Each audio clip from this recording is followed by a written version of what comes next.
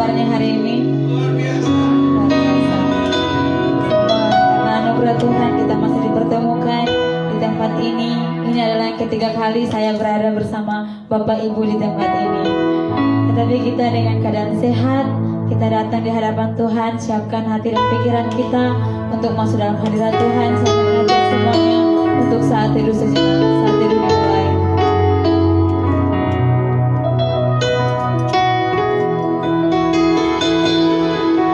Terima kasih Tuhan atas penyertaan-Mu pada sore hari ini Tuhan.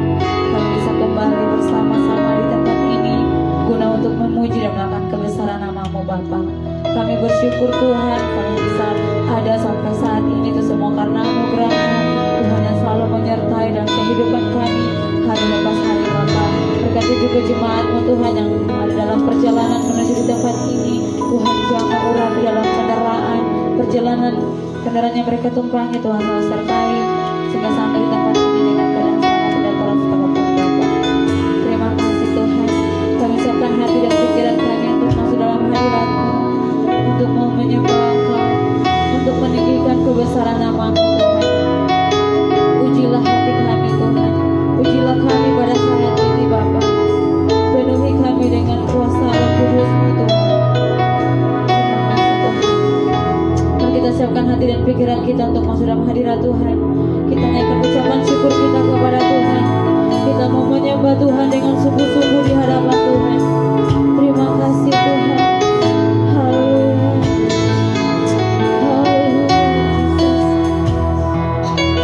Mari kita sama-sama angkat suara kita di hadapan Tuhan. Kita mau meninggikan nama Tuhan. Kita mau menyembah Tuhan.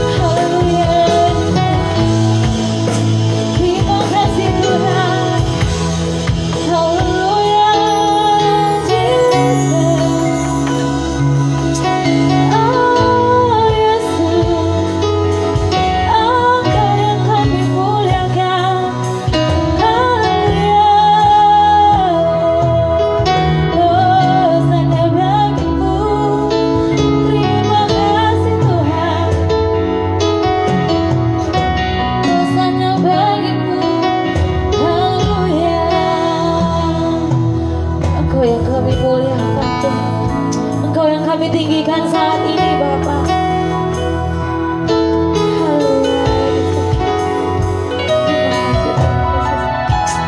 Kita sama-sama angkat suara kita di hadapan Tuhan. Kita katakan dimuliakan, ditinggikan.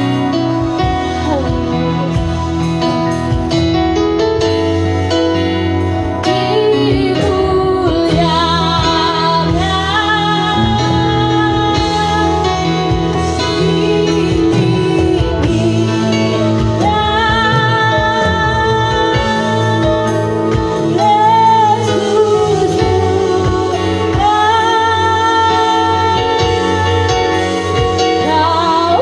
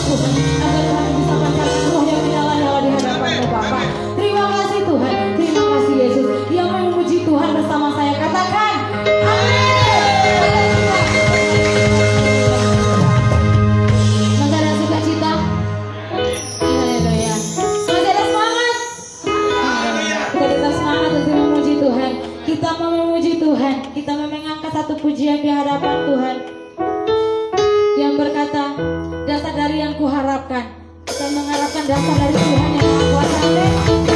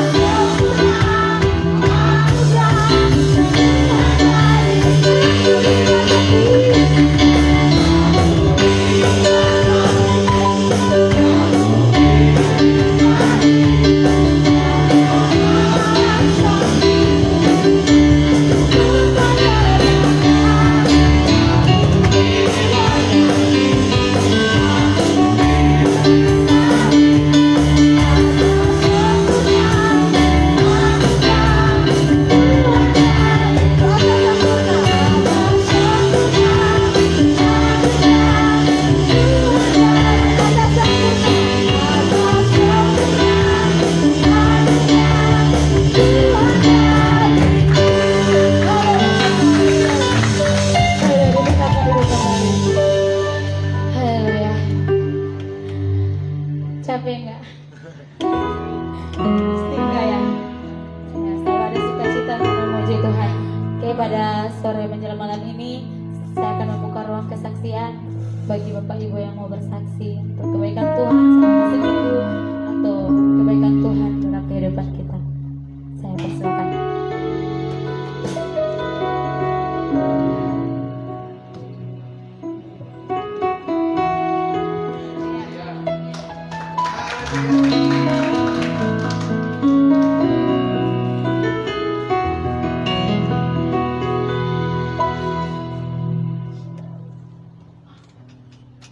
Shalom. Shalom. Berbakti di dalam kasih Yesus Kristus. Kalau saya tidak saksikan kuasa Tuhan ada di dalam kehidupan saya di saat itu 2 tahun yang lalu ya, pas bulan puasa COVID itu lagi, wah saya merasa wah katanya lansia. Aduh, tapi saya pikir begini. Lah, kalau memang udah saatnya ya. Di waktu itu anak saya yang nomor 4 dia panas. Nomor cucu saya lagi panas. Tapi anak saya yang panas itu dia cuma minum mesagerin. Mesagerin kok sembuh. Cucu saya dia bawa ke klinik. Tengah malam saya Maria. Saya bilang, aduh, tahu-tahu ini yang dia orang bilang COVID. Ada sosok sampai begitu. Akhirnya anak-anak saya bilang, mami, penciuman mami masih agak-agak kurang, saya bilang gitu. Nah, terus anak-anak saya bawa ke klinik pertama, saya nggak diswab. Terus di klinik kedua, diswab diperiksa darah. Katanya positif. Terus ya udah, saya punya Tuhan Yesus, saya tinggal begitu. Tetap disuruh opname di Persahabatan. Begitu saya masuk ke ruang tunggu situ, waduh banyak oma-oma. Tapi saya bilang, saya tahu saya punya Tuhan Yesus. Terus saya dikasih masuk di ruang isolasi. Kamar begitu gede, cuma saya sendiri. Terus saya punya Tuhan Yesus kan begitu. Di waktu itu saya udah nggak tahu apa semua yang dikasih infusan saya. Terus perut saya udah disuntik. Tapi saya memuji Tuhan di saat itu tidak berhenti karena saya tahu Tuhan yang mempunyai tubuh jiwa roh saya, Tuhan yang memiliki tubuh saya ini. Terus saya cuma berdoa. Saya baca terus Mazmur 91, Mazmur 23, dan pagi-pagi, siang malam saya berdoa. Dan satu waktu saya diuji, saya udah merem. Saya lihat temboknya tuh malah seperti saya nonton film horor. Saya udah, tapi saya lihat, aduh ini kayak tuh film horor ada pakai jubah-jubah hitam. Wah, saya diuji lagi, saya di sini. Saya bilang, enggak, saya nggak takut. Amin. Nama Tuhan Yesus. Amin. Saya mau diuji, terima kasih. Tapi saya tahu saya lebih berkuasa. Tuhan memberikan roh kepada saya, usir segala kuasa-kuasa. Amin. Terus saya diuji, terus saya bilang terima kasih. Terus saya merasa di saat itu COVID itu sebenarnya sih saya nggak usah diopname menurut saya. Tapi karena anak-anak sudah mahal, saya masih bisa jalan kok waktu itu. Udah 2 minggu lebih. Terus saya di situ setiap dengar dari orang, alhamdulillah, apa katanya? Nah, ilahi katanya ini. Terus saya bilang, enggak.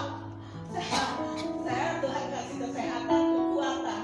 2 minggu lebih saya di rumah sakit dirawat, dan saya bersyukur karena saya memiliki Tuhan Yesus yang sungguh luar biasa, penuh kuasa, penuh mujizat.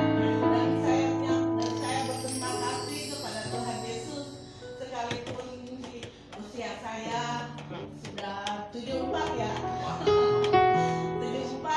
Tuhan selalu kasih kesehatan, kekuatan, dan selama itu almarhum suami saya pergi dari tahun 88, dan saya hidup dengan 7 anak, belum tamat SD waktu itu. Tapi saya hanya prinsipnya begini, kalau kita melekat dengan Tuhan, Tuhan tidak akan mungkin kasih tinggalkan sampai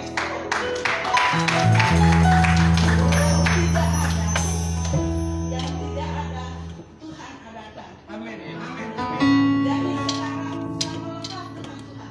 Sampai nanti tetangga saya bilang begini sebelah saya, Oma kayaknya jam 3 jam 4 Oma lagi doa ya? Iya. Terus saya bilang, saya cuma Tuhan saya yang kasih hidup saya. Anak 7 saya punya, anak 7, cucu 13, cicit 4. Itu harta saya bilang, Tuhan, harta saya kesehatan, kekuatan, panjang umur tidak dapat dibeli di mana-mana selain di dalam Yesus Kristus. Amin. Saya bersyukur dengan pertanyaan ini menjadi berkat untuk kita semua. Haleluya. Haleluya.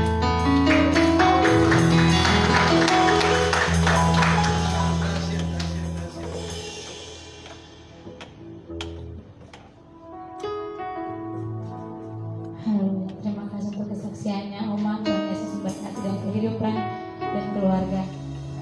Masih ada yang mau bersaksi?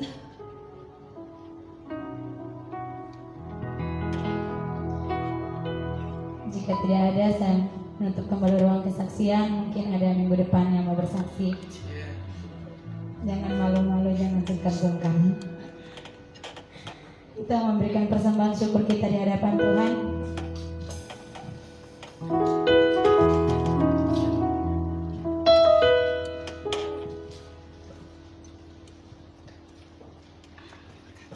Sebelum kita menjalankan persembahan, mari kita berdoa. Terima kasih Tuhan, terima kasih Yesus, kami sangat bersyukur pada malam hari ini Tuhan.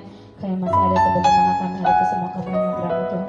Pujian, penyembahan, sukacita yang kami naikkan di hadapan-Mu Tuhan dapat menyenangkan hati-Mu.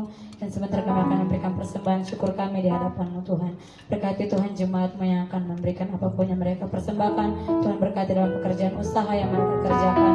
Kami percaya kuasa Tuhan selalu melingkupi dalam kehidupan rumah tangga dan pekerjaan apapun itu. Terima kasih Tuhan, terima kasih Yesus. Haleluya, amin. Kita mengangkat satu pujian. Terima sukacita surga.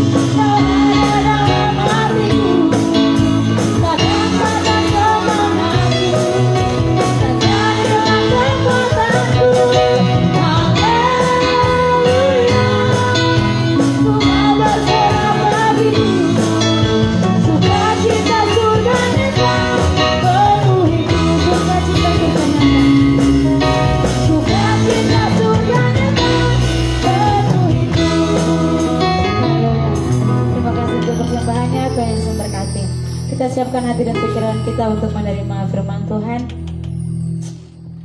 Mari kita siapkan hati kita di hadapan Tuhan untuk menerima curahan Roh Kudus melalui firman Tuhan pada malam hari ini.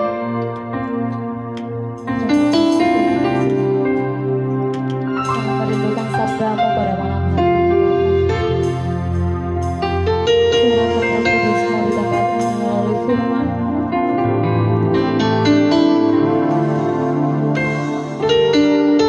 Kita angkat satu pujian besar dan ajaib karya-Mu.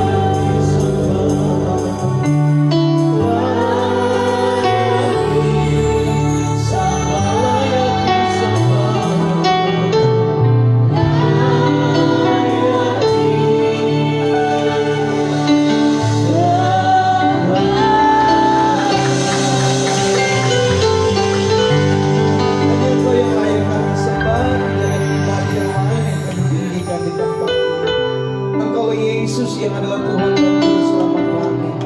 Engkaulah Yesus yang adalah Allah dan keselamatan kami. Engkaulah Yesus yang adalah Bapa kami yang baik. Itu sebabnya biarlah hati dan pikiran kami tujukan hanya untuk memuliakan nama Tuhan. Tidak ada yang lain Tuhan. Dan terimalah setiap pujian dan sembah yang kami naikkan kepada Tuhan. Dengan segenap hati kami, dengan segenap kekuatan kami berikan yang terbaik untuk Tuhan. Terima kasih kalau Engkau sudah memberkati kami dengan kehadiran-Mu, maka Engkau siap memberkati kami dengan kebenaran firman. Siaplah kami untuk menikmatinya di dalam nama Tuhan Yesus. Semua yang percaya siap diberkati sama-sama kita katakan amin. Tepuk tangan untuk Tuhan Yesus yang luar biasa. Haleluya, haleluya. Silakan duduk. Shalom. Shalom. Salam sejahtera dalam kasih Tuhan. Bersyukur kepada Tuhan kalau pada malam hari ini kembali ketemu dengan Bapak Ibu Saudara. Rasanya sukacita bisa ada di hadapan Bapak Ibu Saudara. Dengan tadi saya dengar kesaksian yang keren banget gitu loh saudara. Yuk tepuk tangan lagi untuk kesaksian yang sudah kita dengar. Lebih meriah lagi tepuk tangan. Saya hanya membayangkan usia 74 tahun itu bukan usia yang muda saudara ya. Tetapi bagaimana Oma menjalani proses sebuah kehidupan, merawat anak ya, ada 7, dimulai dari tahun 88, berapa puluh tahun itu saudara ya, ya sekitar 30 tahunan, 30 tahun lebih saudara. Nggak gampang gitu ya, nggak gampang untuk bisa merawat 7 orang anak putra putri lantas single parent gitu kan saudara.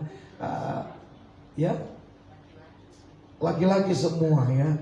Waduh, apalagi laki-laki itu nggak mudah juga gitu ya kan. Banyak keinginan, orang satu aja punya keinginan, 2 punya berbeda keinginannya, apalagi 7 dengan beragam keinginan.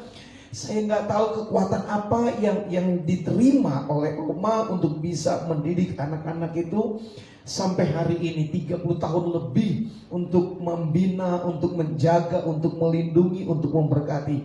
Bukan kekuatan, saya percaya itu bukan kekuatan manusia, tetapi itu adalah kekuatan Tuhan yang Tuhan berikan kepada Oma sehingga Oma bisa sehat sampai hari ini gitu ya. Semuanya karena kemurahan Tuhan, semua karena kebaikan Tuhan. Saya sepanjang dengar kesaksian yang ada di benak hati pikiran saya salah satu yang saya doakan Tuhan, biarlah saya juga sama seperti Oma memiliki ketahanan rohani gitu ya, daya tahan rohani, menjalani di usia yang ke-74 konsisten tetap percaya kepada Yesus di tengah begitu banyak. Saya percaya ada banyak pergumulan yang dialami, ada air mata gitu ya, ada kesedihan, tetapi kalau bisa ada sampai hari ini karena Tuhan Yesus baik untuk Oma. Dan saya percaya juga, saya doa, saya bilang Tuhan kuatkan saya juga, karena saya baru usia 51 tahun saudara. Masih jauh sekali dengan Oma, 20 tahun lebih perbedaan usianya. Tetapi Oma masih memberikan inspirasi buat kita, kesaksian. Saya percaya kesaksian bukan hanya sekedar sedang bercerita tentang bagaimana kebaikan Tuhan, tetapi Oma sedang mengimpartasikan bahwa Tuhan gak pernah tinggalkan ya. Tuhan selalu ada untuk Oma. Jadi kita yang muda-muda ini, don't worry untuk masa depan ya. Jangan takut untuk masa depan. Kalau Oma Tuhan pelihara, Tuhan jaga, single parent dengan 7 orang anak, 30 tahun lebih menjaga, merawat, bisa ada sampai hari ini. Kalau Oma Tuhan tolong, kita juga pasti ditolong oleh Tuhan. Yang setuju bisa katakan amin saudara. Jadi saya dengar kesaksian saya bilang, aduh Tuhan, doa saya, Tuhan mampukan kita semuanya sama-sama seperti Oma, supaya satu kali kelak kita akan melihat bagaimana perbuatan Tuhan yang ajaib. Injil Yohanes pasal yang ke-14. Injil Yohanes pasal yang ke-14. Dari ayat yang ke-6 dimulai demikian, dimulai dari ayat yang ke-6 ya, sampai dengan ayat yang ke-9. Kata Yesus, Yohanes 14 ayat yang ke-6 sampai dengan ayat yang ke-9 begini firman Tuhan. Kata Yesus kepadanya, kepada Thomas ya tentunya, Akulah jalan dan kebenaran dan hidup. Ada 3 predikat: jalan, kebenaran, dan hidup. Tidak ada seorang pun yang datang kepada Bapa kalau tidak melalui aku. Sekiranya kamu mengenal aku, pasti kamu juga mengenal Bapa. Sekarang ini kamu mengenal Dia dan kamu telah melihat Dia. Tetapi ada sebuah pertanyaan dari seorang muridnya yang bernama Filipus. Kata Filipus kepada Yesus, Tuhan, tunjukkanlah Bapa itu kepada kami. Itu sudah cukup bagi kami. Kata Yesus kepadanya, telah sekian lama aku bersama-sama kamu, Filipus, namun engkau tidak mengenal aku. Barang siapa telah melihat aku, telah melihat Bapa. Bagaimana engkau berkata, tunjukkanlah Bapa itu kepada kami. Yang saya ingin sampaikan ketika Yesus dalam sebuah percakapan, pasal 14, 15, 16, 17, ini merupakan rentetan peristiwa di hari-hari terakhir kebersamaan Yesus dengan murid-murid. Setelah 3,5 tahun dalam kebersamaan, pelayanan bersama-sama, makan bersama-sama, tidur bersama-sama, melakukan perkara-perkara bersama-sama, 3,5 tahun dalam kebersamaan. Jadi hari-hari terakhir itulah Yesus sedang lebih kepada orang-orang terdekatnya. Yesus tidak lagi berbicara kepada banyak orang, tetapi Yesus sedang berbicara kepada kelompok kecil. Orang-orang yang ada di sekitarnya, orang-orang yang ada di dekatnya. Jadi 14 ini bicara tentang bagaimana keseharian Yesus bersama-sama, sharing, bercerita dengan murid-murid, orang-orang yang ada di sekitarnya, orang-orang yang ada di dekatnya. Dan salah satu pembicaraannya adalah Yesus kembali memberikan sebuah penegasan kepada murid yang pertama itu, Thomas, akulah jalan. Dan katakan, akulah jalan, kebenaran, dan hidup. Ada 3 predikat.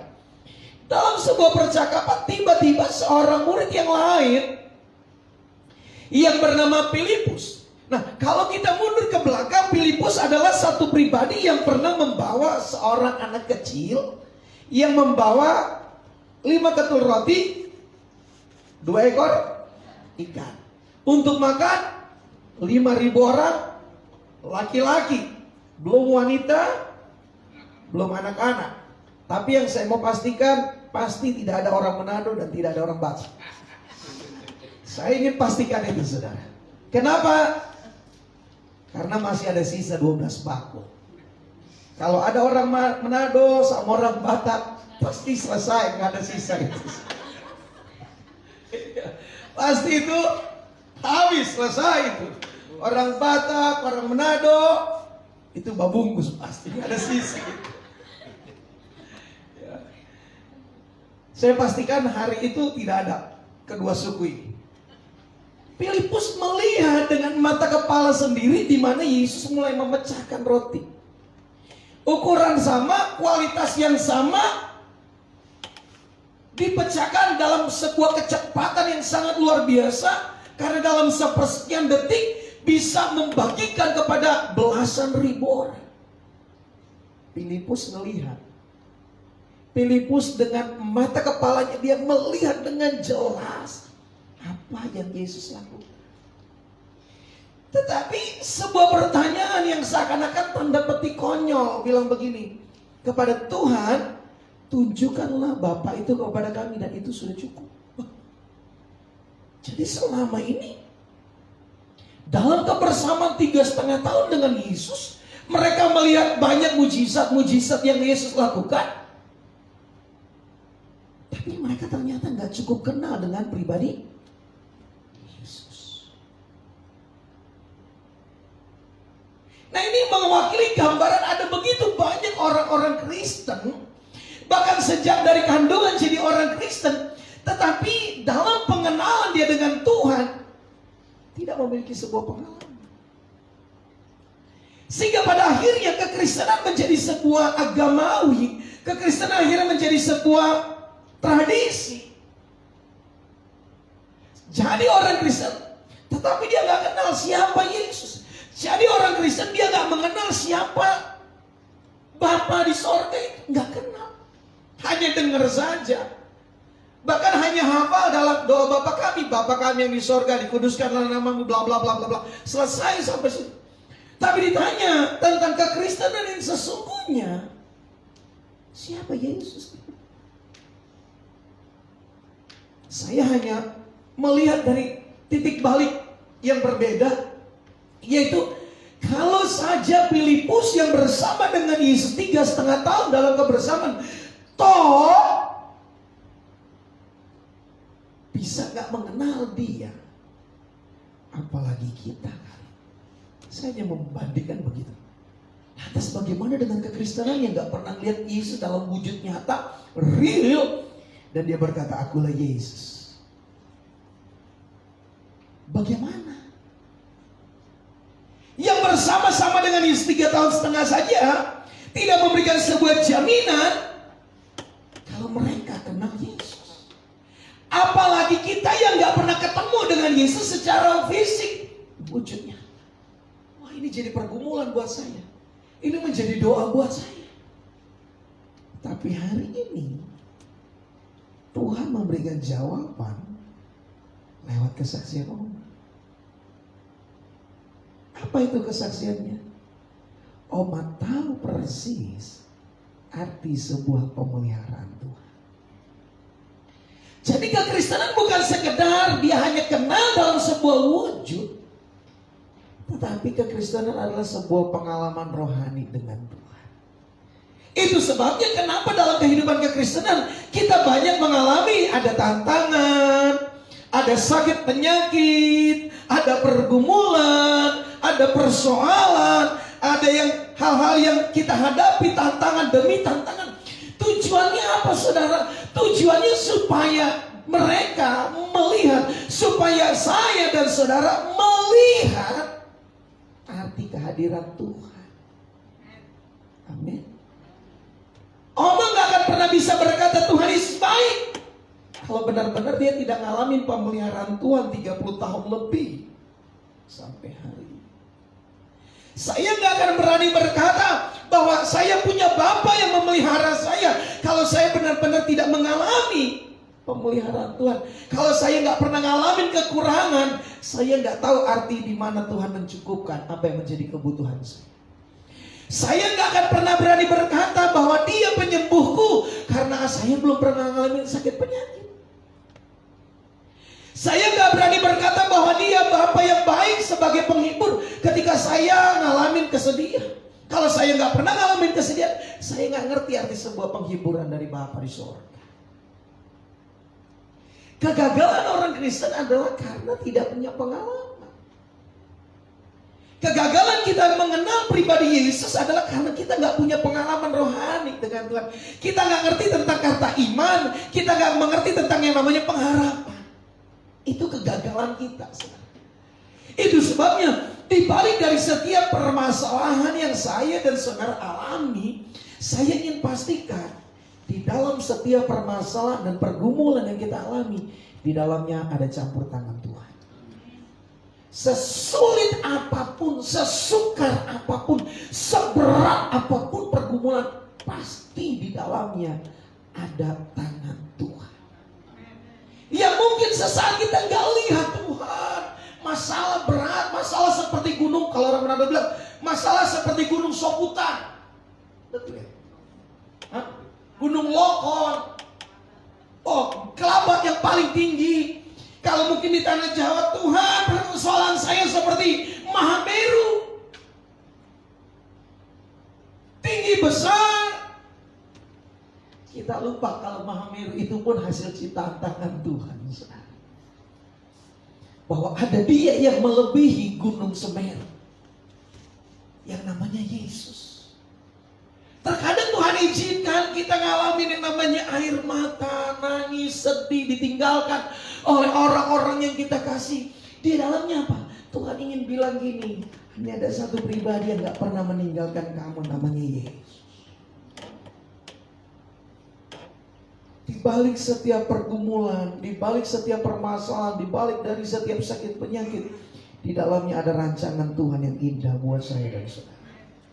Selalu, selalu. Karena apa? Tuhan gak pernah membiarkan saya dan saudara itu berjalan sendiri dalam keputusasaan, berjalan sendiri dalam kelemahan, berjalan sendiri dalam kondisi yang tidak berdaya. Enggak, saudara. Tuhan akan selalu hadir buat saya dan saudara. Ketika bahkan mungkin kita katakan, Tuhan saya gak kuat lagi. Benar, saudara. Karena kita manusia banyak keterbatasan kita, tapi kita bersyukur punya Tuhan yang gak terbatas. Yang perlu dilatih adalah bukan seberapa kuat fisik kita. Yang perlu dilatih adalah seberapa kuat untuk kita duduk diam di kaki Tuhan. Dengan cara apa? Doa. Dengan cara apa? Mari kita baca kembali firman Tuhan. Dengan cara seperti itu akan menguatkan mata rohani kita. Dengan cara seperti itu menguatkan mata iman kita. Dengan cara demikian kita memperkuat batin kita. Sekalipun ada badai, sekalipun ada pergumulan, kita tahu ada janji-janji Tuhan. Amin, saudara. Ada 365 kata di dalam Alkitab. Jangan takut. Itu memberikan sebuah jaminan buat saya dan saudara bahwa setiap hari tidak ada alasan kita untuk takut menghadapi setiap tantangan. Tidak perlu takut dengan yang namanya pergumulan. Tidak perlu takut yang namanya persoalan. Sekalipun tanda petik ini, saudara. Terkadang permasalahan itu datang bukan dari luar, tetapi terkadang permasalahan itu kita sendiri yang ciptakan masalahnya, saudara. Saya suka pakai bahasa konyol, saudara, begini. Kesalahan kita saja, dari kesalahan kita Tuhan masih bisa menolong kita, apalagi kalau kita nggak salah. Nggak maksud saya bahasanya, saudara. Ini kita salah nih, kita udah salah. Tuhan, aku udah salah Tuhan, kok jadi begini Tuhan.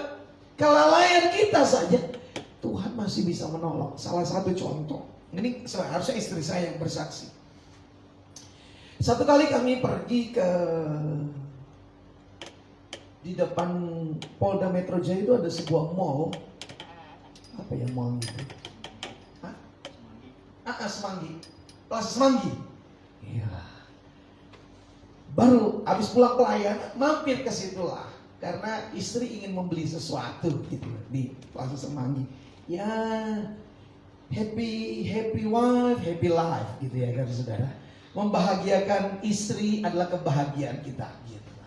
Jadi kebahagiaan istri adalah kebahagiaan saya. Ya udah, kita habis pulang pelayanan, waktu itu nunggu, ada meeting, selesai meeting ya kita sudah.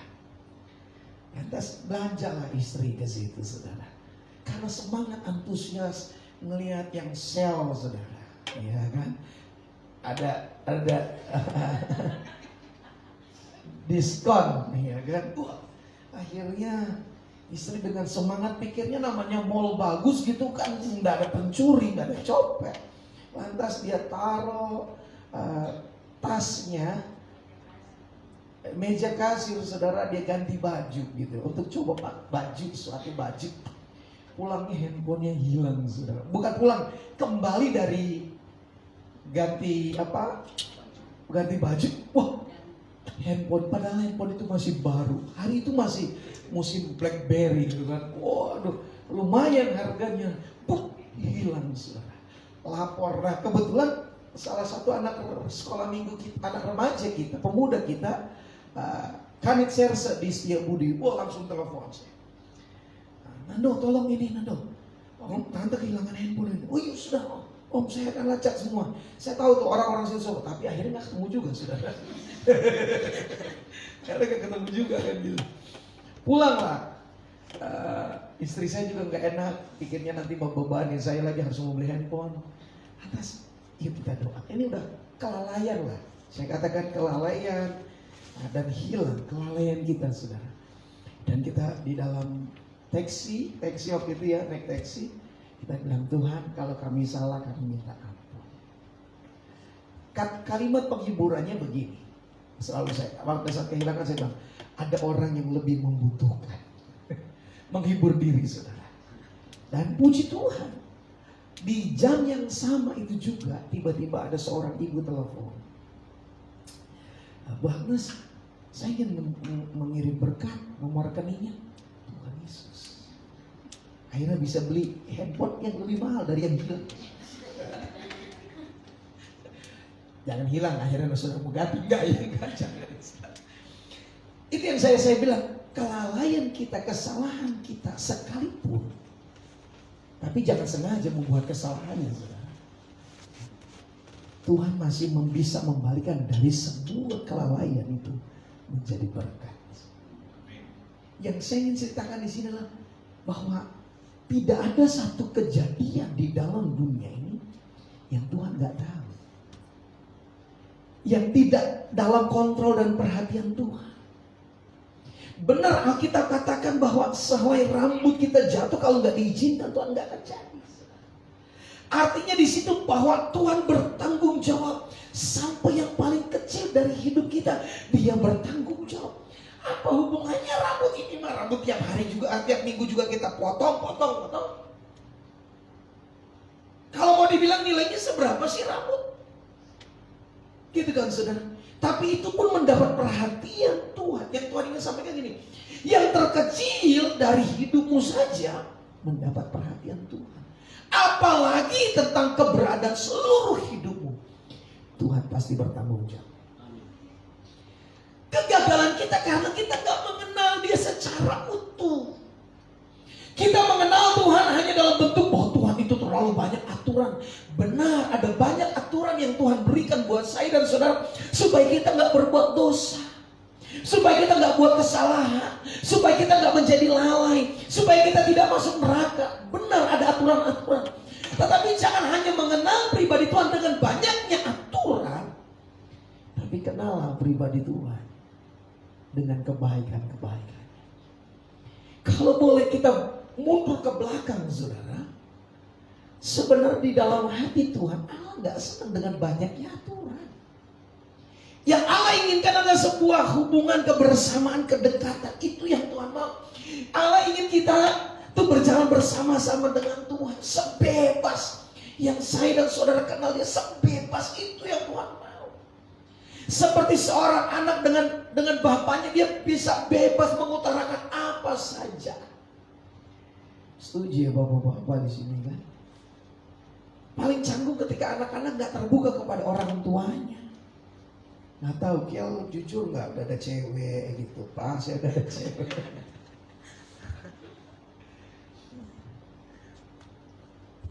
Gambaran kita seringkali hanya terfokus kepada begitu banyaknya aturan Tuhan. Padahal dari kita kejadian, ribuan tahun Allah hanya ingin berhubungan dengan manusia, nggak dengan banyak aturan. Allah ingin membangun sebuah kedekatan saja dengan manusia. Sekalipun berulang kali manusia melakukan kejahatan, berulang kali melakukan kejahatan, berulang kali melakukan kejahatan, berulang kali melakukan kesalahan, berulang kali melakukan kesalahan, tetapi Allah terus berinisiatif untuk dekat. Allah ingin dekat dengan manusia. Sampai pada akhirnya Allah harus memberikan sebuah aturan dalam kitab Keluaran. Diturunkan yang namanya Taurat. Tetapi Taurat pun akhirnya gak maksimal. Ternyata tidak cukup juga. Taurat itu membawa aturan itu supaya manusia tidak melakukan kesalahan, supaya manusia tidak melakukan pelanggaran.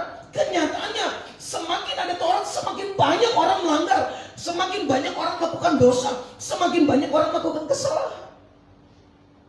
Sampai kepada kita Maleakhi. Dan pada akhirnya setelah kita Maleakhi, sampai kita Injil Matius, saudara, akhir dari perjanjian lama memasuki perjanjian baru, itu ada rentang 400 tahun, saudara, di mana Allah gak berbicara, Allah gak menyampaikan firman-Nya, tapi justru Allah dalam bentuk pribadi Yesus datang ke dalam dunia. Kembali lagi, saudara, yang akhirnya adalah firman. Yohanes pasal yang pertama dari ayat yang ke-12, firman itu, ayat 14, firman itu telah menjadi manusia. Injil Yohanes pasal yang pertama ayat yang ke-14, firman itu menjadi manusia dan diam di antara kita. Coba kita lihat pasal pertama ayat yang ke-14, bilang begini, saudara, firman itu telah menjadi manusia dan diam di antara kita, Dan kita telah melihat kemuliaannya yang diberi, yaitu kemuliaan yang diberikan kepada sebagai anak tunggal Bapa. Penuh apa saudara? Penuh. Jangan dibalik ya saudara. Penuh, baru, dan kebenaran. Artinya anugerah itu terdepan. Artinya yang Allah ingin sampaikan, jangan melihat banyaknya aturan tentang pribadi Tuhan, tetapi Allah ingin supaya kita mengenal Dia dengan kebaikannya, kasih sayangnya Dia, cintanya Dia untuk. Sehingga Filipus waktu tanya, tunjukkan Bapa. Filipus, ternyata kamu dalam kebersamaan gak ngerti tentang siapa Yesus. Banyak orang Kristen juga gak ngerti siapa Bapa kita. Sehingga akhirnya memiliki gambaran bahwa Bapa itu banyak aturan, Bapa itu galak, Bapa itu banyaknya penghukuman. Enggak saudara. Semakin kita kenal Yesus, semakin kita dekat dengan Tuhan, semakin kita ngerti tentang kebaikan demi kebaikan. Semakin kita melekat dengan Tuhan, semakin kita mengerti arti anugerah itu. Semakin kita dekat dengan Tuhan, semakin kita mengerti arti sebuah kasih sayang. Semakin kita melekat, justru nggak menjadi sebuah beban karena banyaknya aturan. Tapi semakin kita mencintai Tuhan, semakin kita rasakan cinta Tuhan. Semakin kita dekat sama Tuhan, semakin banyak kasihnya Dia limpahkan buat kita. Semakin kita merasakan pemeliharaan, semakin kita merasakan kebaikan, semakin banyak berkat yang kita terima, semakin banyak mujizat yang kita alami, semakin banyak pertolongan yang diberikan buat saya dan saudara. Semakin dekat. Jadilah orang Kristen yang dekat dengan Tuhan. Bukan jadi orang Kristen yang takut dengan sebuah aturan-aturan, tapi dekat melekat dengan Tuhan. Karena aturan tidak membawa saya dan saudara mengenal pribadi Tuhan, tetapi kedekatan saudara dengan Tuhan akan membawa kita lebih mengenal Dia, melekat. Hari ini kita mengenal pribadi Yesus dalam Dia Bapa yang baik. Besok kita mengenal pribadi Bapa dalam versi bahwa Dia Raja segala raja yang berkuasa atas segala sesuatunya. Besok kita lebih mengenal Dia bahwa Dia adalah Tuhan di atas segala Tuhan, yang mampu mengubah segala sesuatunya, yang mampu menciptakan segala sesuatunya. Besok kita mengenal Dia dokter di atas segala dokter, tabib di atas segala tabib. Besok kita lebih mengenal Dia Allah yang menyediakan, Allah yang mencukupkan. Semakin kita dekat dengan Tuhan, semakin saudara akan lebih mengenal Dia dalam berbagai macam perbuatannya yang ajaib, yang besar. Dia sanggup mencukupkan apa yang kau butuhkan. Dia sanggup menyembuhkan dari sakit penyakitmu. Dia sanggup memberikan penghiburan. Dia sanggup memberikan kekuatan. Dia sanggup menuntunmu. Dia sanggup melakukan banyak hal. Lebih daripada itu, Dia hanya bilang, aku Bapa yang baik. Lebih daripada itu dikatakan, aku juga bisa menjadi kekasih sejatimu. Yang orang lain gak bisa ungkapkan kasih, Dia Bapa yang sempurna untuk memberikan kasih-Nya untuk saya dan saudara. Itu sebabnya kenallah pribadi Yesus. Dari apa? Dari pengalaman-pengalamanmu dengan Tuhan. Kalau engkau diizinkan ngalamin kesusahan, ngalamin penderitaan, saya ingin sampaikan, di dalam setiap penderitaan kita, di dalam setiap kesusahan, di dalamnya ada rancangan Tuhan. Dan rancangan Tuhan akan selalu membawa kita kepada damai sejahtera. Di balik dari setiap pergumulan, pasti ujungnya ada mujizat. Jangan pernah menyerah, jangan pernah kecewa. Percaya saja. Tuhan hanya bilang percaya. Ada aku bersama dengan. Ketika Marta menangis, ketika Maria menangis, Yesus hanya bilang satu kalimat. Just believe. Percaya. Saudara. Kalau kita ingin dekat dengan Tuhan, modalnya iman. Percaya saja dengan janji-janji Tuhan. Apapun masalahmu, apapun pergumulanmu, yang saya tahu sesuai dengan firman Tuhan, Dia sanggup menjawab setiap doa kita. Dia sanggup menyembuhkan sakit penyakit kita. Dia sanggup memberkati kita. Dia sanggup memberikan damai sejahtera. Dia sanggup memberikan sukacita.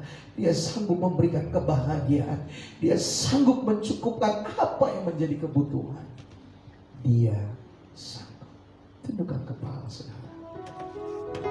Haleluya. Dan saya serahkan kepada Ibu Agnes. 1 menit saudara renungkan dari kebenaran firman Tuhan yang sudah kita dengar. 1 menit gunakan apa yang saudara harapkan untuk Tuhan lakukan dalam hidup. Apa yang kau sedang doakan, apa yang kau sedang nantikan. Saya ingin sampaikan, Dia Bapa yang baik, Dia Bapa yang mengerti, Dia Bapa yang peduli, Dia Bapa yang mengasihi. Saya tak kata orang, kami ngalami kebaikan Tuhan, sama seperti Oma mengalami kebaikan Tuhan. Dan saya percaya kita semua mengalami banyak kebaikan. Dia gak pernah biarkan saudara berjalan sendiri. Dia gak pernah biarkan engkau berjalan seorang diri. Dia gak pernah biarkan kau berjalan dalam kegelapan. Dia tidak akan pernah biarkan kau berjalan dalam kesendirian, dalam kesedihan. Dia hadir, Dia ada, Dia mengasihi, Dia mencintai. Mari Agnes bermaju ke depan. Apapun yang saudara doakan, apapun yang saudara harap, dia kesempatan 1-2 menit ini sampaikan kepada kita.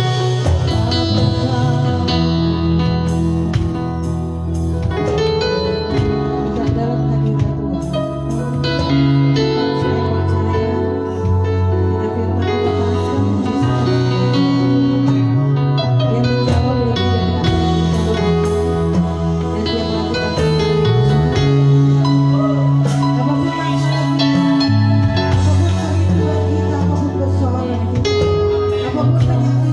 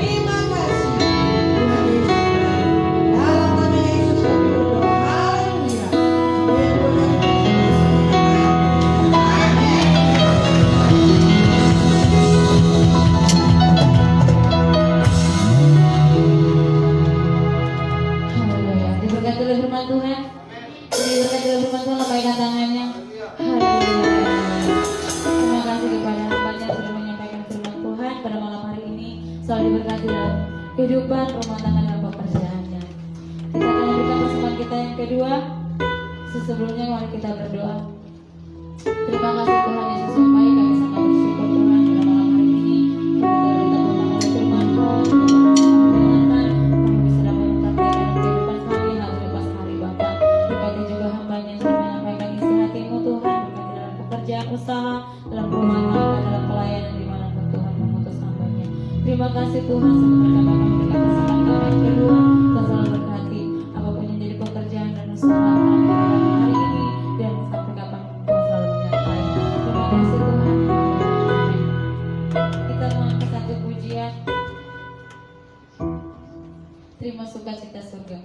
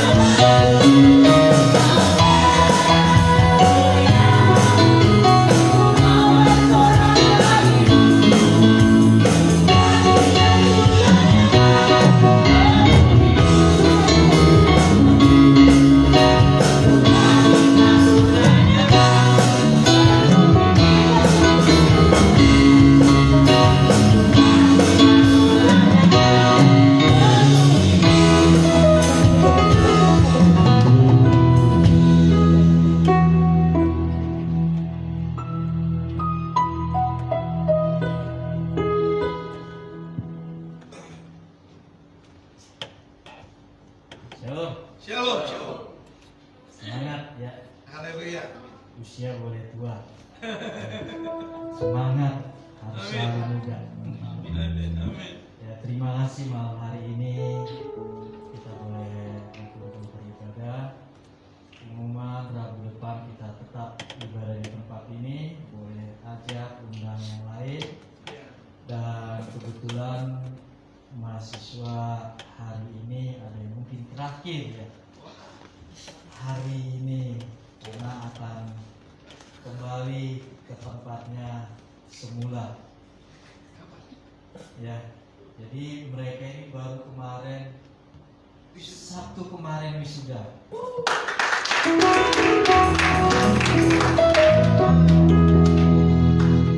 Yang hari ini ikut ada 7, 6 yang sudah diwisuda dan satunya akan diwisuda.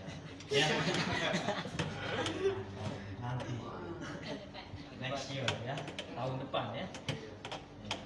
Jadi nanti ada teman kita nanti yang akan kembali ke tempatnya dan mungkin akan melayani di sana dan juga teman-teman. Kita berdoa biar mereka tetap setia dan melayani lagi dengan pakainya luar biasa untuk kemuliaan nama Tuhan. Amin. Amin.